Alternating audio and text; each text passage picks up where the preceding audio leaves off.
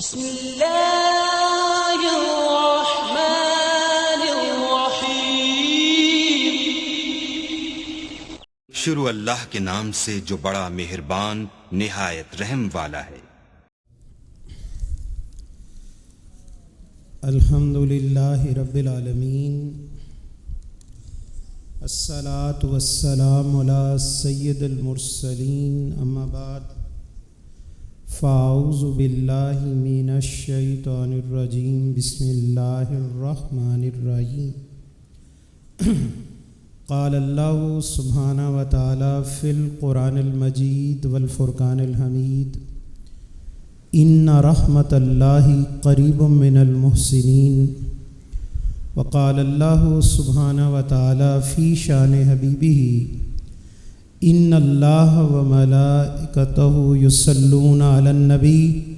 یا ایہا الذین آمنوا صلوا علیہ وسلموا تسلیما۔ محبت کے ساتھ درود پاک پڑھے۔ اللہم صلی علی سیدنا مولانا محمد وعلی آلہ وصحبہ سیدنا مولانا محمد وبارک وسلم وصلوا علیہ۔ اللہ رب العزت کا ہم پر بہت بڑا احسان عظیم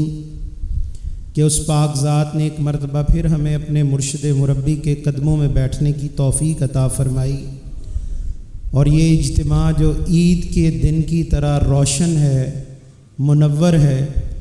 ہمیں اس کے نور سے، اس کی روشنیوں سے حصہ لینے کی اللہ نے توفیق عطا فرمائی۔ دعا ہے ہم سب کا یہاں مل بیٹھنا اللہ قبول و منظور فرمائے، اور ہمارے مرشد مربی کا یہاں آنا نہ صرف صوبہ پنجاب کے اندر، نہ صرف پاکستان کے اندر، بلکہ پورے عالم اسلام کے اوپر اللہ آپ کے اس اجتماع کے اثرات عطا فرمائے، آمین ثم آمین۔ حضرات گرامی قدر، جو موضوع مجھے دیا گیا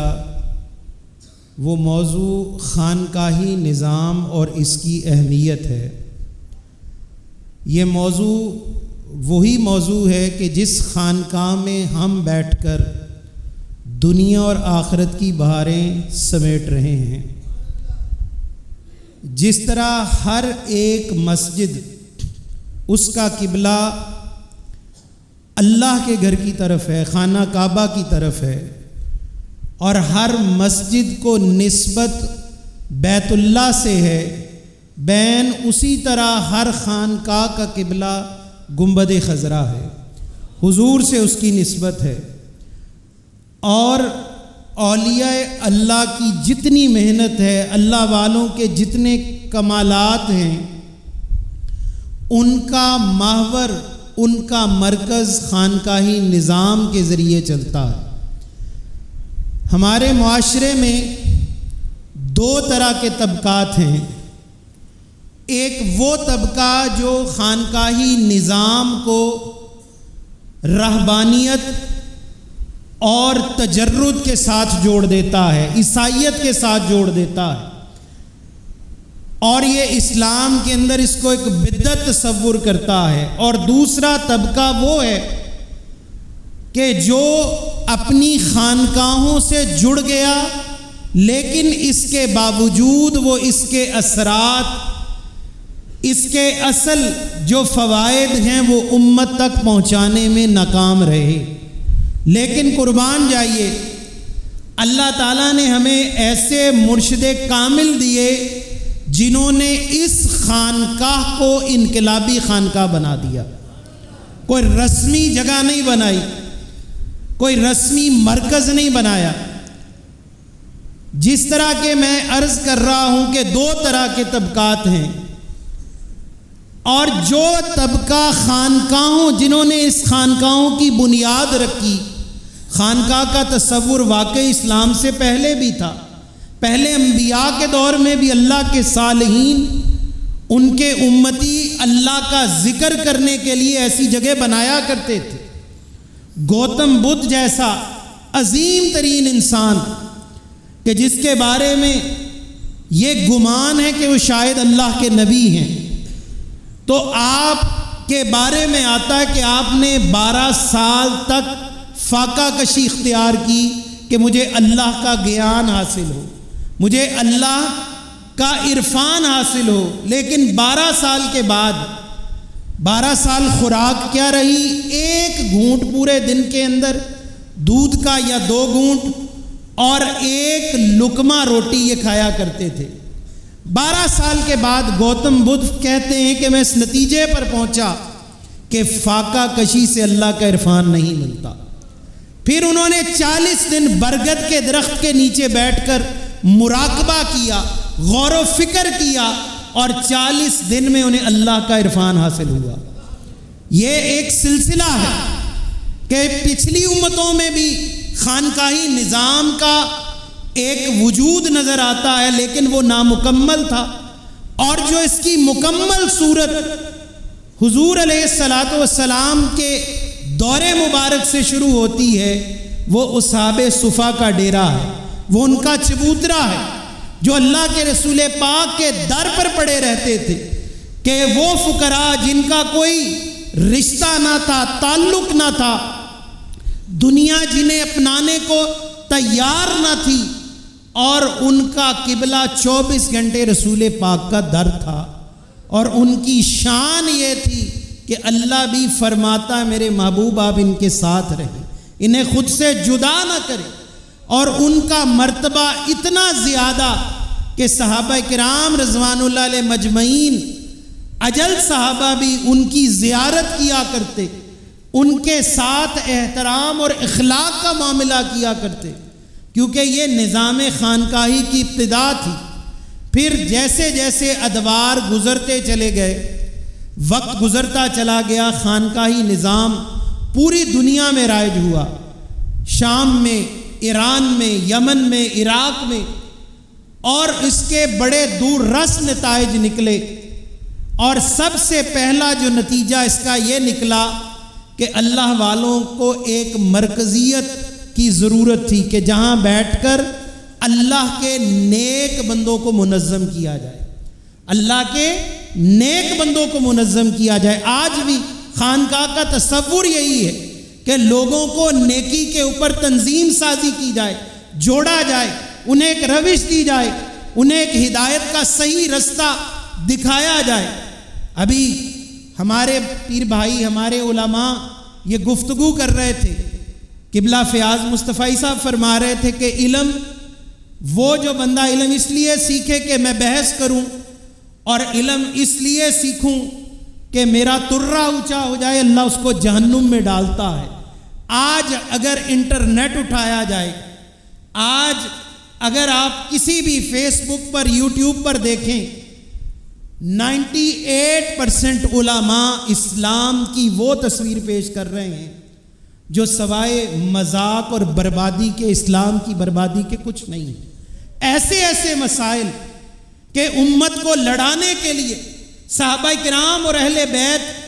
کے اندر اختلافات پیدا کرنے کے لیے ایک چھوٹی مسلک کے ایک عام مسئلے کو لے کر اس کو آفاقی بنانے کی کوشش کی جا رہی ہے، ایک عام فقہی مسئلے کو لے کر دنیا کا سب سے بڑا مسئلہ قرار دینے کی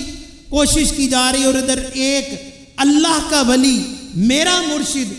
آپ کی ہمتن گفتگو کا مرکز اور محور یہ ہے کس طرح رسول پاک کی امت کو جوڑا جائے۔ یہاں تو نعروں کے اوپر پورا سیمینار کیا جاتا ہے کہ نعرہ کون سا لگنا چاہیے، کون سا نعرہ ہماری پہچان ہے، ایک ایک کانفرنس اس پہ ہوتی ہے، ایک ایک پورا سیشن کیا جا رہا ہے، اور آج امت کا حالت، امت کی کیفیات یہ ہے کہ ہمیں ابھی نماز نہیں آتی، ہمیں محبوب پاک کے دین پر عمل کرنا ابھی یہ کیفیات میسر نہیں ہے، ہمیں اللہ کے بندوں سے گفتگو کرنے کا بھی طریقہ نہیں آتا۔ قربان جائیں، یہ خانقاہیں، پروفیسر آرنلڈ، بہت بڑا پروفیسر جو مستشرق تھا، علامہ اقبال کا بھی استاد تھا، مغرب سے آیا تھا، اور اس کی تحقیق اسلام پر اس قدر زیادہ ہے کہ اس نے آج جو یہ پچھلی صدی گئی، ہمارے بڑے بڑے علماء کا وہ استاد رہا، اور وہ اپنی کتاب کے اندر تحریر کرتا ہے، خانقاہی نظام پر گفتگو کرتا ہے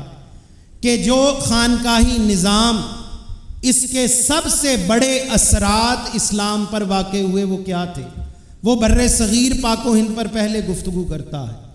پہلی بات وہ حضرت سیدنا بابا فرید الدین گنج شکر کی کرتا ہے، جن کی نگری میں ہم بیٹھے ہیں، یہی پورا پاک پتن کا علاقہ تھا۔ اور دوسری ہستی جن کا وہ ذکر کرتا ہے وہ حضرت بہاؤالدین ذکریہ ملتانی تھے۔ آپ فرماتے ہیں، پروفیسر آلڈر لکھتے ہیں کہ یہ دو ہستیاں جب اس علاقے میں آئیں تو اس قدر جہالت کا عالم تھا، اس قدر جہالت تھی، ہندوانہ رسومات کا ایسا یہاں پر بازار لگا ہوا تھا کہ جن کا مقابلہ کرنا علماء کا کام نہیں تھا۔ علماء اس کا مقابلہ نہیں کر سکتے تھے، اپنے علمی دلائل سے لوگوں کو مطمئن نہیں کر سکتے تھے۔ کوششیں بڑی کی گئیں، اس کا مقابلہ کرنے کے لیے ہر حربہ آزمایا گیا، لیکن جیسے ہی یہ اللہ کے ولی ان علاقوں میں آئے تو لوگوں نے 1 سے 2، 2 سے 4 اور دنوں کے اندر ہزارہا لوگوں نے کلمہ پڑھنا شروع کر دیا، کیونکہ ان کے پاس وہ نور محمدی تھا، وہ فیضان نبوت تھا، وہ رسول پاک کا ہاتھ ان کے سر پر تھا کہ یہ بزرگان دین سلسلہ چشتیہ کے ہوں، سہروردیہ کے ہوں، نقشبندیہ کے ہوں، انہوں نے اس پورے بر صغیر پاک و ہند میں اپنا کام شروع کر دیا۔ پھر اسی طرح وہ پروفیسر لکھتا ہے کہ جب حضرت خواجہ معین الدین اجمیری چشتی رحمۃ اللہ تعالی علیہ نے شہاب الدین غوری کو روحانی اشارہ دیا، خواب میں حکم دیا کہ ہندوستان پر حملہ کرو، اور ہندوستان پر حملہ کر کے پرتھوی راج کو شکست فاش دی، اور اسلام کا وہ عظیم قافلہ ہندوستان میں داخل ہوا کہ وہ اولیاء اللہ کے لیے راہ کھلا، مبلغین کے لیے راہ کھلا۔ وہ کہتا ہے کہ شکست دینے کے بعد وہی شہاب الدین غوری اسی پرتھوی راج کے بیٹے کو حضرت خواجہ معین الدین اجمیری کے حکم پر اجمیر کا بادشاہ بناتا ہے۔ یہ اخلاق کا عالم تھا کہ ہندو ہے تو کیا ہوا، اللہ والوں کے ساتھ مخلص ہے، ادب کرتا ہے، اور ان قریب اس کا ادب اس کو ایمان کے قریب لے آئے گا۔ وہ جو دشمن ہیں ان کے ساتھ جہاد کا بھی حکم دے رہے ہیں، اور جو اسلام کے براہ راست دشمن نہیں ان کے ساتھ اللہ والے احسان کا حکم بھی دے رہے ہیں۔ یہ نہیں کہ اولیاء اللہ کی خانقاہیں جہاد سے خالی رہیں۔ پھر اس کے بعد دیکھیے جو ہمارا سرمایہ حیات ہے سلسلہ نقشبندیہ کا، وہ حضرت سیدنا امام ربانی شیخ احمد سرہندی، جب اکبر بادشاہ آج سے 400 سال قبل اس ملک میں بر صغیر پاک و ہند میں دین الہی کا آغاز کرتا ہے، تو اس وقت اس کی حالت یہ ہے کہ اس وقت کے دنیا دار ملا، دنیا دار بکے ہوئے نام نہاد صوفیاء اس کے ساتھ جڑے ہیں۔ وہ جو چاہ رہا ہے کر رہا ہے، شراب کو حلال کہہ رہا ہے، حلال ہو رہی ہے، وہ 4 شادیوں سے زیادہ نکاح کی اجازت دے رہا ہے تو وہ جائز ہو رہی ہیں، رمضان میں روزے کی تکریم ختم کی جا رہی ہے، زکوٰۃ کو بالکل اس کی ممانعت آ گئی، نماز پڑھنا مسلمانوں کے لیے آسان نہ رہا۔ تو اللہ تعالیٰ نے اس وقت ہمارے شیخ، ہمارے مجدد حضرت امام ربانی رحمہ اللہ کو اس علاقے کے اندر وہ کام عطا فرمایا کہ جس کے صدقے سے دین الہی کا خاتمہ ہوا۔ اور وہ خاتمہ ایسے ہی نہیں ہو گیا، وہ ایک دن کی تحریک نہیں، وہ آج اس تحریک کا وہی رنگ ہے جو رنگ ہمارے اسلامی روحانی مشن کا ہے۔ ہم بھی انقلاب کے خواہاں ہیں، ہمارے فقراء بھی پوچھتے ہیں انقلاب کب آئے گا، کب ہمارا ملک بدلے گا، کب ہمارے ملک کے اندر نظام مصطفیٰ صلی اللہ علیہ وآلہ وسلم آئے گا۔ اور اس زمانے میں حضرت امام ربانی نے کام شروع کیا، اور سب سے پہلا کام یہ کیا کہ آپ نے اس وقت کے امراء کو اللہ کے دین کا پیغام پہنچانا شروع کیا، ان کو اپنے قریب کیا، اور اس کے جو 3-4 بڑے بڑے مصاحب تھے، خانہ خانہ اور صدر الدین ایک نام آتا ہے، اسی طرح کلیج خان ان کا حاکم لاہور تھا، اور ایک اسی طرح ان کا حاکم گجرات تھا، ان سب تک آپ نے اللہ کا ذکر پہنچانا شروع کیا، ان کو جوڑا، ان کے دلوں میں غیرت ایمانی جگائی کہ تم اس اکبر کو حیا دلاؤ، اس کو روکو اور ایسا بند باندھو کہ جس طریقے سے، چونکہ اس وقت لڑنا ممکن نہیں تھا، طاقت بکھری ہوئی تھی، لیکن قربان جائیں اللہ نے پھر ایک اور اس معاملے میں کرم فرمایا کہ جیسے ہی اکبر کی ہلاکت ہوئی، وہ مرا، اس کے بعد جہانگیر اس کا بیٹا بیٹھ گیا، اور آپ کو جب یہ خبر ملی آپ نے فرمایا اب اللہ اس سے ضرور اپنا کام لے گا، اللہ ضرور ہم پر رحمت فرمائے گا۔ آپ نے اپنا کام جاری رکھا، لیکن کچھ چاپلوسوں نے مل کر، جو اکبر کے چھوڑے ہوئے نمائندے تھے، جو اس کے پروردہ تھے، جو کفر کے نمائندے تھے، انہوں نے حضرت سیدنا امام ربانی کو قلعہ گوالیار میں قید کروایا،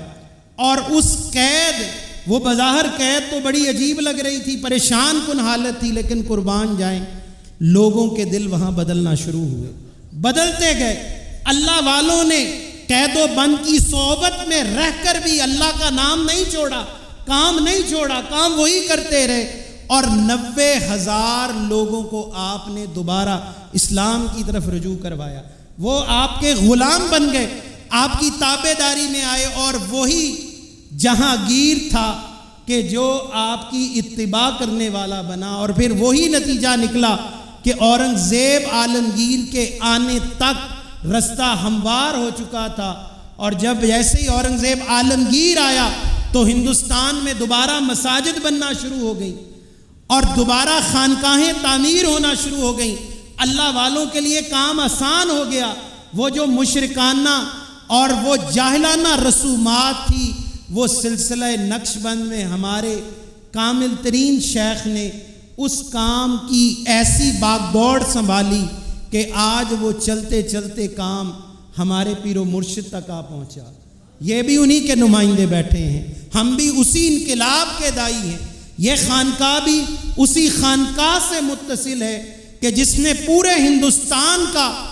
ایک ایسا نقشہ بدل کے رکھ دیا کہ وہ مجدد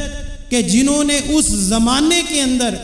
کہ جس زمانے میں پوری کی پوری طاقت مخالف نظر آتی تھی، آپ نے اللہ کے ذکر کے نام پر، رسول پاک کی محبت کے نام پر اخلاص کے ساتھ لوگوں کے دل بدل دیے۔ اصل کام خانقاہوں کا آج بھی یہی ہے۔ خانقاہیں اسی لیے بنائی جاتی ہیں کہ انقلاب انہی سے نکلتا ہے، انقلاب انہی سے چلتا ہے۔ پھر اسی طرح حضرات ذی وقار ایک اور مسئلہ جو ہم دیکھتے ہیں کہ ہماری خانقاہ نے اس کا خاتمہ کیا، ہم بھی تو اسی خانقاہ کا حصہ ہیں، ہم بھی اسی خانقاہی نظام سے جڑے ہیں، تو ہمیں اپنی خانقاہ کے امتیاز کا پتہ ہونا چاہیے، ہمیں اپنی خصوصیات کا بھی پتہ ہونا چاہیے، ہمیں اپنے شیخ کے ان خصائل کی خبر ہونی چاہیے کہ جس نے ہمارے دلوں کے اندر ایک بہت بڑی تبدیلی پیدا کی۔ آج افسوس کے ساتھ بے شمار خانقاہیں ایسی ہیں کہ جن سے لوگ متنفر ہو جاتے ہیں، دین سے دور ہو جاتے ہیں، وہاں پر عجیب نظام ہے، جاہلانہ رسومات ہیں۔ حضور قبلہ عالم کی زندگی کا ابتدا سے لے کر یہاں تک کا سفر، ایک ایک دن، ایک ایک گھنٹہ، ہر فقیر گواہ ہے کہ مرشد مربی نے شریعت سے ہٹ کر کوئی عمل نہیں کیا۔ آپ کا کوئی عمل شریعت سے، حضور کی سنت سے کبھی دور نہیں رہا، اور نہ صرف آپ نے خود عمل کیا بلکہ آپ نے سختی کے ساتھ اپنے فقراء کو اس پر عمل کروایا۔ مجھے اچھی طرح یاد ہے جب ہم زمانہ طالب علمی میں تھے تو ایک رات شب رات ہم مرکز میں تھے اور خوش گپیوں میں بیٹھے تھے کہ ہمارے مرشد نماز پڑھ رہے ہوں گے، اللہ کا ذکر کر رہے ہوں گے، ہم نے بھی عشاء پڑھ لی ہے، بیٹھ کے اسی طرح بیٹھے ہیں، تو حضرت صاحب گھر سے سن کر آئے اور آپ نے اتنی سختی سے ہم سب کو ڈانٹا کہ تم اس رات کو برباد کرتے ہو، کہ جس رات میں اللہ مقدر بدلے گا، اتنی سختی سے فرمایا کہ وہ آپ کی ایک سختی نے ہمیں اس ایک رات کی پوری اہمیت سمجھا دی۔ یہ ہے شیخ جو اپنے مرید کو سمجھاتا ہے، اس کو جھنجھوڑتا ہے، اس کے مردہ دل کے اندر انقلاب پیدا کرتا ہے، اس کی غفلت کو دور کرتا ہے، اور یہی خانقاہی نظام ہے۔ اور خانقاہ کیا کرتی ہے؟ خانقاہ آپ کو اللہ سے ملاتی ہے، آپ کے سینے میں قرآن کا نور پیدا کرتی ہے۔ لیکن گرامی قدر، جب ہم اس خانقاہ سے جڑے تو اس خانقاہ نے ایک اور بڑا عجیب کام کیا جس کی شاید ہمیں پوری سمجھ نہیں ہے، کہ حضور قبلہ عالم نے، ہماری خانقاہ نے، المرکز مقصود العلوم نے اس زمانے کا ایک فکری جمود توڑا ہے، فکری جمود توڑا ہے، جس کے اندر بڑے بڑے لوگ جکڑے ہوئے تھے کہ ہم کیا کریں، اس چیز کا حل کیا ہے، فرقہ واریت کا کیسے جواب دیا جائے، مسلک پرستی کے اندر لوگ غلو کرنے لگے، لوگ آگے بڑھ گئے، اس کا مقابلہ کیسے کیا جائے، حالات سے مایوس تر ہوا بندہ ہوتا چلا گیا، اور جب ہم اپنے مرشد کے در پر آئے تو سمجھ آئی کہ اللہ والے ان مسائل کا علاج کیسے کرتے ہیں، ہر ایک کو سینے سے لگاتے ہیں، یہ نہیں دیکھتے اس کا مسلک کیا ہے، یہ کس عقیدے کا ہے، یہ تو چھوٹی بات یہ بھی نہیں دیکھتے یہ مسلمان ہے کہ کافر ہے، ہر ایک سے محبت، ہر ایک سے اخلاص۔ حضرت بابا فرید الدین فرماتے ہیں کہ اولیاء اللہ کی نگاہ میں ہر انسان کی قدر ہے کہ پتہ نہیں وہ کب بدل جائے اور اللہ کا مقرب بن جائے، اس لیے اس پر محنت کرتے رہو، اس پر حسن ظن رکھتے رہو، اس کو قریب کرتے جاؤ، اور اس کے عقیدے کو اپنی دعا کے ذریعے بدلو۔ ایک عاجز اکثر مثال دوستوں کے سامنے پیش کیا کرتا ہے، آج بھی کروں گا۔ کراچی میں ایک بزرگ تھے، ابراہیم ذوقی رحمۃ اللہ تعالیٰ علیہ، ان کے پاس ایک نوجوان، ان کا مرید، آج سے یہ 100 سال پرانی بات ہے، ایک انگریز نما مسلمان کو لے کے آیا جو جج تھا تو وہ مسلمان، جیسے ابھی سر رضوان نور صاحب فرما رہے تھے کہ وہ پینٹ کوٹ میں آیا، تو بڑے بڑے پینٹ کوٹ والے جب اللہ والوں کے در پر آتے ہیں تو ان کے دل انقلاب سے روشن ہو جاتے ہیں، وہ ایک لمحے میں ان کا مقدر بدل جاتا ہے۔ تو یہ بھی آپ کے پاس آیا تو آپ نے اس کے سر پر ہاتھ پھیرا، کہا بیٹے نماز پڑھتے ہو؟ کہا حضرت نہیں پڑھتا۔ کہا کیوں نہیں پڑھتے؟ کہا وضو کرتے دقت ہوتی ہے، میرے کف گیلے ہو جاتے ہیں، کوٹ گیلا ہو جاتا ہے، پینٹ کوٹ 24 گھنٹے ججوں میں بیٹھتا ہوں، انگریزوں میں بیٹھتا ہوں۔ آپ نے کچھ دیر توقف فرما کے کہا کہ جاؤ بغیر وضو کے نماز پڑھا کرو، جاؤ اجازت ہے۔ وہاں ناقدین بھی بیٹھے تھے، علم رکھنے والے بھی بیٹھے تھے، کہا تو کچھ نہیں، جرت نہیں ہوئی، اللہ والوں کی بارگاہ میں چپ رہے، اور یہ کہہ کر وہ سن کر شخص چلا گیا۔ اور جب کچھ دنوں کے بعد آیا تو پجامہ کرتا پہنا، سر پہ ٹوپی ہے، اور آپ کی خدمت میں بیٹھا۔ آپ نے فرمایا تم کون ہو؟ کہا حضرت وہی جو کچھ دن پہلے آپ کی صحبت میں آیا تھا اور آپ نے بغیر وضو کے نماز کی اجازت دی تھی۔ تو فرمایا پھر تم نے نماز پڑھی؟ کہا 3-4 دن پڑھی، اتنا لطف آیا کہ مجھے حیا پیدا ہوئی کہ یا اللہ اگر بغیر وضو کے نماز میں اتنا مزہ ہے تو وضو کے ساتھ نماز میں کیا مزہ۔ تو آپ نے رو کر فرمایا لوگوں خدا کی قسم جس دن سے اس کو بھیجا تھا میں نے رب سے کہا اللہ میرا کام اسے تیرے دربار میں کھڑا کرنا تھا، تیری چوکھٹ پہ لانا تھا، اور اس دن سے متواتر ہم دعا کر رہے تھے اللہ وضو کی محبت اس کے دل میں تو پیدا فرما۔ تو یہ اللہ والے یہی کرتے ہیں، ہر مرض کا علاج ظاہری ہو کہ باطنی ہو، روحانی ہو کہ عام ہو کہ خاص ہو، ہر معاشرے کا درد اگر اس کا علاج چاہتے ہیں ہم اپنی خانقاہ سے جڑ جائیں، ہر مسئلے کا علاج یہ خانقاہ آپ کو دے گی انشاءاللہ۔ اور پھر یہ ملک پاکستان جس کے انقلاب کی نوید ہمارے پیر و مرشد بار بار سناتے ہیں، اور یہ نوید ایسے ہی نہیں سنا رہے، اللہ والوں کی یہ محنت کبھی بھی رائے گاہ نہیں جائے گی انشاءاللہ۔ اللہ ان کے شب و روز کے مشاہدوں کو، ان کے مجاہدوں کو، ان کی ریاستوں کو اپنی بارگاہ میں قبول کر رہا۔ پاکستان آج جس دوراہے پہ کھڑا ہے وہ معاشی پریشانیاں ہیں، وہ داخلی مسائل ہیں، وہ امن و امان کے بے شمار مسئلے ہیں، لیکن خدا کی عزت کی قسم ابھی اس ملک میں میرے مرشد جیسا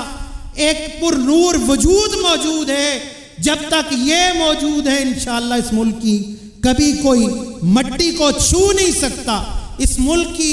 اللہ تعالیٰ عزت کو کبھی رائے گاہ نہیں جانے دے گا، کیونکہ جس میں ایسے اللہ کے ولی ہوں۔ اور میں یہ آپ سے اکثر عرض کروں گا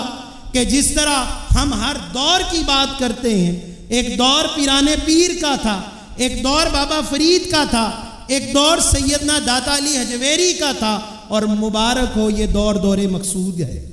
یہ دور دور مقصود ہے۔ ہمیں ان قریب اس کی اہمیت سمجھ آئے گی کہ اللہ نے ہمیں کس دور میں پیدا کیا تھا، ہماری کون سی خوش نصیبی ہمارے حصے میں آئی کہ جو اللہ نے ان کے ساتھ ہمیں ملایا، اور جو نظام جو فکر یہاں سے ہمیں دی جا رہی ہے، اگر یہ ہم اس کو بغیر سمجھے چلے گئے تو یہ بڑا نقصان ہوگا، اور اگر ہم نے اس کو سمجھا تو انشاءاللہ العزیز کوئی نہ کوئی چراغ ضرور جلے گا، اندھیرے ضرور کم ہوں گے، جہالت میں ہم ضرور کمی لا سکتے ہیں، اور پاکستان کا مستقبل انہی اللہ والوں کے دامن سے وابستہ ہے، اسی خانقاہی نظام سے وابستہ ہے، کیونکہ یہ ملک بنایا بھی خانقاہ والوں نے تھا۔ تاریخ اٹھائیں، بڑے بڑے لوگ یہ کہا کرتے تھے، جو اپنے علم کی بنیاد پر کہتے تھے کہ پاکستان تو 2 دن کی بات ہے، 4 دن کی بات ہے، اس کی تو حمایت کرنا ایسے ہی جہالت ہے، بے عقلی ہے۔ لیکن اس زمانے کے اندر بھی ہمارے بزرگوں نے، ہمارے سلسلے کے بزرگوں نے اور دیگر سلاسل کے بزرگوں نے قائد اعظم محمد علی جناح رحمۃ اللہ تعالی علیہ کا مکمل ساتھ دیا، مکمل ساتھ دیا، اخلاص کے ساتھ چلے، اور وہ ساتھ دینے کی بنیاد یہ تھی کہ پاکستان کا مطلب کیا، لا الہ الا اللہ، یہ بنیاد بنی، اور اس بنیاد کے اوپر خانقاہوں کا تو نظام ہی لا الہ الا اللہ پہ چلتا ہے۔ یہاں تو ہر وقت تلقین ہی کلمے کی ہے، اللہ کے نام کی ہے، اور یہ ملک بنایا بھی اسی لیے گیا تھا۔ گرامی قدر، گرامی قدر، آج جب ہم پاکستان کے حوالے سے فکر مند ہوں تو ہم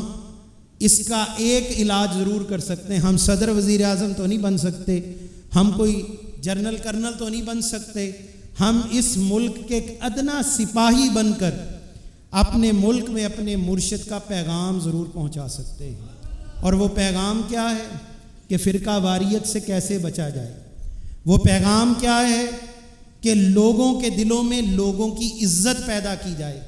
وسعت قلبی کے ساتھ دوسروں کو جوڑا جائے، اور ایک انسان کی قدر کرنا، ایک انسان کے خیالات کو سننا سمجھنا اپنے لیے لازم کیا جائے،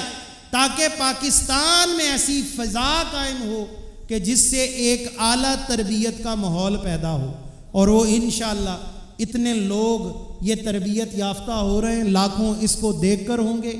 اور آگے یہی پیغام پہنچتا جائے گا۔ یہ سارا نور میرے مرشد کے حصے میں آیا ہے، سارا نور میرے مرشد کے حصے میں آیا ہے کہ جنہوں نے ایسی ابتدا کی، ایسی بات کا پیغام ہمارے سامنے رکھا